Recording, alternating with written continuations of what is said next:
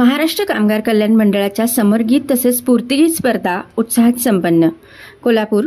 महाराष्ट्र कामगार कल्याण मंडळाच्या वतीने 9 ऑगस्ट क्रांती दिनाचे औचित्य साधून गटस्तरीय समरगीते तसेच स्फूर्तिगीते स्पर्धा शाहू स्मारक भवन, दसरा चौक, कोल्हापूर येथे उत्साहात पार पडल्या. स्पर्धेचे उद्घाटन मान्यवरांच्या हस्ते वृक्षरोपास पाणी घालून करण्यात आले. स्पर्धेमध्ये 8 केंद्रांच्या वतीने नोंदित कामगारांचे 8 संघ सहभागी झाले होते. या स्पर्धेमध्ये कडे गर्जले सह्याद्रीचे, कामगार तू कष्ट करी तू, चला उगवतीकडे सिंह गर्जना अशा विविध स्फूर्तिगीतांची झाली.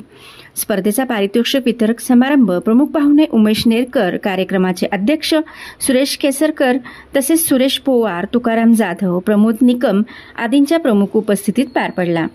यावेळी अध्यक्षीय भाषण करताना सुरेश केसरकर यांनी मंडळाच्या योजना व उपक्रम तसेच विविध कार्यक्रम हे सर्वसामान्य कामगार व कुटुंबीय त्यांच्या पाल्यांची सर्वांगीण उन्नती व प्रगती साधली जाते. त्याचबरोबर मंडळाच्या वतीने आयोजित सांस्कृतिक कार्यक्रमांमधून देशप्रेम, देशभक्ती, देशनिष्ठा वाढीस लागते असे सांगितले. यावेळी प्रमुख पाहुणे उमेश नेरकर व परीक्षक शाहीर पुरुषोत्तम उर्फ राजेंद्र राऊत यांनी मनोगत व्यक्त केले. स्पर्धेमध्ये कामगार कल्याण भवन इचलकरंजीचा संघ प्रथम क्रमांकाचा मानकरी ठरला. ललित कला भवन राजारामपुरीचा संघ द्वितीय, तर कामगार कल्याण केंद्र बिंदू चौकचा संघ तृतीय क्रमांकाचा मानकरी ठरला.